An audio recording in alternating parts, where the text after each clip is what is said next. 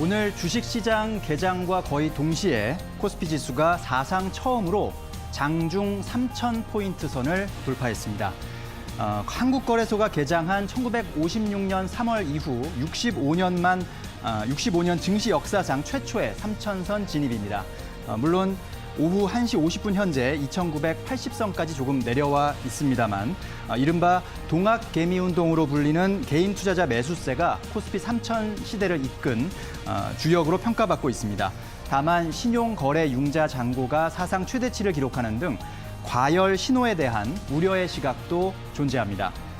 새로운 역사가 쓰여진 우리 주식시장에 대해서 좀 더 자세한 이야기를 지금부터 나눠보겠습니다. 네, 지금 이 시간 코스피 거래 상황은요, 0.10% 하락하면서 전날에 비해서 2,987선의 거래가 되고 있지만 코스피 꿈의 지수 이 3,000선을 돌파를 했습니다.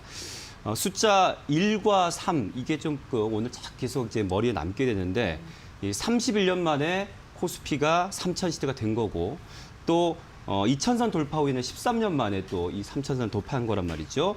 이 상황을 좀 자세하게 듣고 싶은데 이재기 준비했죠? 네, 역사적인 이제 코스피 3,000 시대가 왔습니다. 네. 그래서 일부는 놀라움을 감출 수 없다라는 표현도 있었고요. 그리고 무엇보다도 코리아 디스카운트나 네. 그리고 그동안 이제 지수가 못 갔기 때문에 박스피라는 그 불명예스러운 수식어가 있었는데 이 꼬리표를 이제 떼지 않았나라는 네. 생각이 생각이 듭니다. 올 것이 왔다라는 데도 흥분을 감추지 못하는 주식 투자자분들도 좀 다수였지 않을까라는 생각이 드는데 이제 코스피 3,000 해서 이 코스피 중에서 이제 3,000P라는 기분 네. 좋은 수식어가 붙었거든요. 네.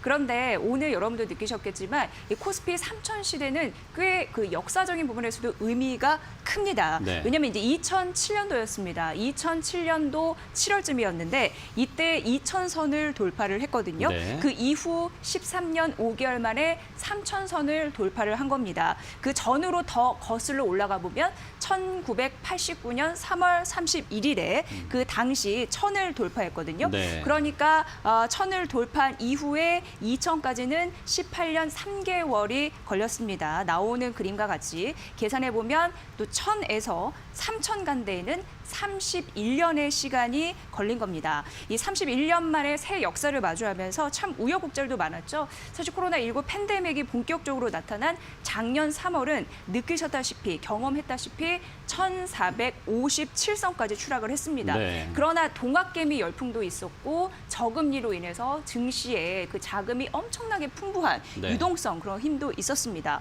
그렇기 때문에 코스피 3,000 시대를 열었다라는 분석이고요. 이런 강세 덕에 이 코스피 시장에서 거래 대금과 그리고 시가총액 올해 들어서 계속 역대 최고 기록을 쓰고 있는 상황인데요. 구체적으로 4일 처음으로 시총 2,000조를 넘어섰고 그리고 거래 대금은 어제 처음으로 26조를 또 넘어섰거든요. 네. 게다가 증시에 모이는 증시 대기성 그런 자금이 고객 예탁금이라는 건데 이게 또 4일 기준으로 사상 최대치를 기록을 했습니다. 68조 엄청난 거거든요. 네. 이게 작년 기준으로 해서는 딱 2배 이상 그렇게 곱하기 2, 그 부분을 이제 순위를 기록했으니까 이 부분도 중요할 것 같네요. 네. 예. 자, 이 지금 언급된 숫자들의 의미 정말 그야말로 파란만장한 역사가 아니었나 싶을 정도였습니다. 근데 이 3,000선 돌파에 있어서 동학개미운동이라는 말이 나온 이유 아시잖아요. 이 개인 투자자 여러분의 역할이 정말 컸습니다. 이 한국 증시에서 그동안은 조연의 느낌이었다면 이제는 쥐연이라고 봐도 되겠죠? 네, 맞아요. 그러니까 국내 증시에 이렇게 3,000 시대를 개막한 것은 외국인과 기관도 아닌 개인이었다. 이렇게 분석이 되고 있는 상황이죠. 그러니까 2007년도에 앞서서 말씀드렸다시피 네. 2,000선을 돌파했을 때는요. 외국인과 기관의 몫이었는데 이번 3,000 돌파는 개인인 겁니다. 자, 오늘이 새해 3거래일째이거든요. 네. 개인들이 올해 들어서 첫째 날과 둘째 거래일에 연달아 1조씩 매수를 했습니다. 그러니까 올해만 2조 이상 사들이면서 시장을 들어 올린 거죠. 삼성전자 사랑도 이어지고 있는데요. 액면 분할을 한 지 지금 2년이 넘었습니다. 이제 국민주가 된 듯합니다.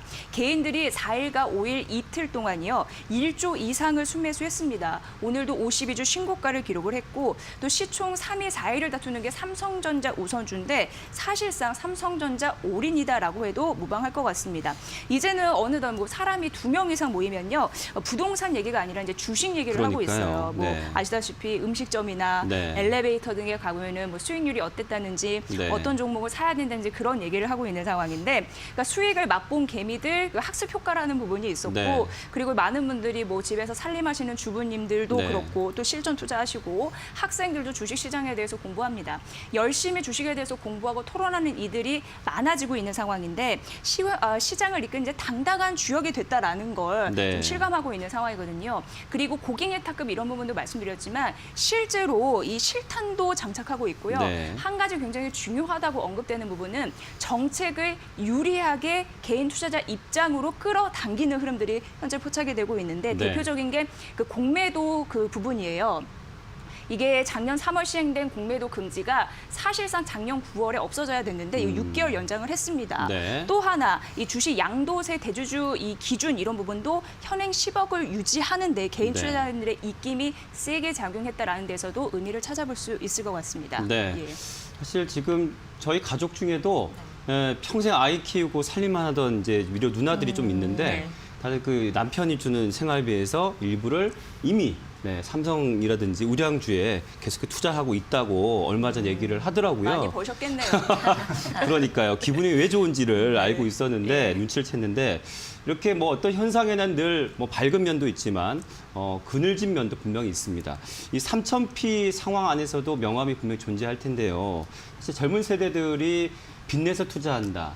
영혼까지 끌어모아 투자한다. 이런 그 속성 신조어들이 많이 생기고 네. 있는데 이혜래 기자, 이 맞습니다. 상황 어떻습니까? 네, 그런 용어들이 많이 생기고 있습니다. 네. 이런 추세를 또 엿볼 수 있는 것이 신용거래 융자 잔고라고 합니다. 네. 이 신용거래 융자 잔고라는 것은 증권사에서 개인들에게 주식거래 자금을 빌려주는 것을 뜻하거든요. 이것이 4일 기준으로 19조 3,500억 원을 넘었습니다. 네. 1년 사이에 10조 원이 증가를 했습니다. 작년에 9조 원대였거든요. 네. 굉장히 많은 사람들이 빚을 내서 투자를 하고 있다라고 볼 수가 있는 부분이겠죠. 네. 지난해 이 주식 화랑과 더불어서 부동산 가격의 상승도 굉장히 컸었잖아요. 네. 근데 부동산 때는 투자를 못했었는데 지금 이제 주식 시장에서는 꼭 해야겠다. 영혼까지 끌어서 투자를 해야겠다. 이런 얘기들이 속속들이 나오고 있는 상황입니다. 뿐만 아니라요. 이 나만 소외되면 안 된다. 이 상승장에서. 그래서 네. 포모 증후군이라든지 포모 신드롬. 또 주말에 월요병이 아니라 이제는 주말병이라고 합니다. 주식을 해야 되는데 너무 초조하고 기다려지는 거죠. 이런 네, 그 주말병도 정도군요. 호소하는 그런 개인들이 굉장히 많아지고 있는 상황이라고 합니다. 지금 이런 상황 속에서 뭐 유동성이 풍부하고 금리도 낮은 상황이기 때문에 주식 지수 자체가 급락이 나오기는 좀 어렵지만 영끌이라든지 이런 B2 같은 무리한 투자는 좀 하지 말자, 자제하자라는 게 전문가들의 공통적인 의견이거든요. 네. 이와 관련해서 의견을 좀 들어봤는데요. 정용택 IBK 투자증권 리서치 센터장의 의견 함께 만나보시죠.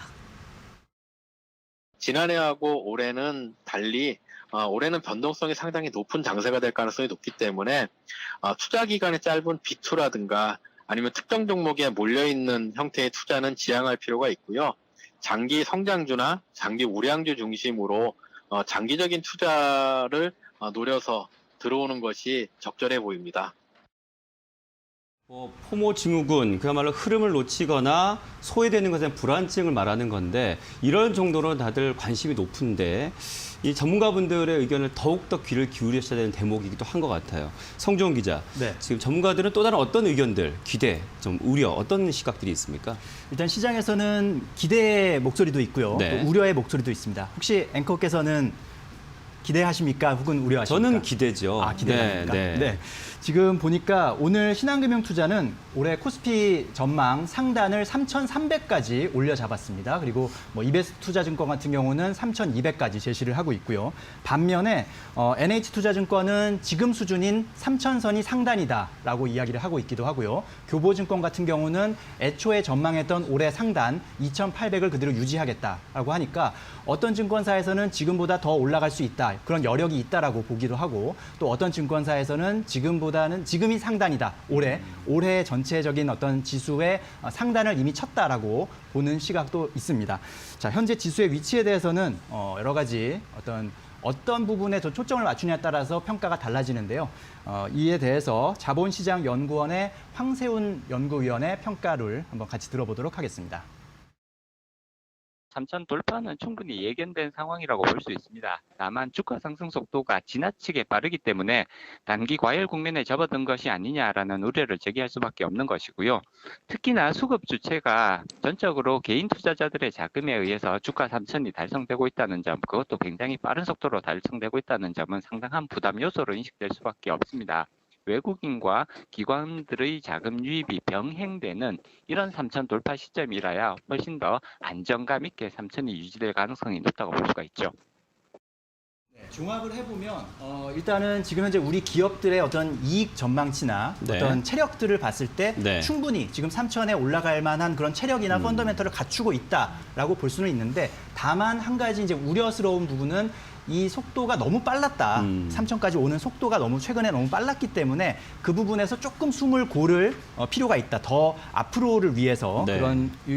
그런 지적도 있었고 또 최근에 어떤 상승세가 개인 투자자들의 어떤 자금 유입에 따라서 이루어진 것이고 외국인과 기관은 사실 지금은 좀 약간 관망하는 분위기거든요. 네. 그러니까 외국인과 기관의 자금 유입이 같이 병행된다면 조금 더 안정적이고 또 건전한 그런 주식시장이 만들어질 수 있을 것이다라는 의견이 함께 있었습니다. 네. 자, 코스피가 3천선을 돌파했지만 이게 박스권 자체 업그레이드를 위해서는 일단 올해 기업들 실적이 계속 뒷받침해 줘야 될 것 같고요. 그리고 금리 기조도 계속 좀 신경 써 봐야 될 부분입니다. 그리고 앞서 그 전문가도 말씀해 주셨지만 장기적인 관점에서 우량주 위주로 포트폴리오 구성하는 것도 참고해 보시기 바랍니다. 자, 화제를 좀 바꿔보겠습니다. 성종 기자. 네. 그 평소에 카드 한 몇 개 정도 쓰고 계시나요?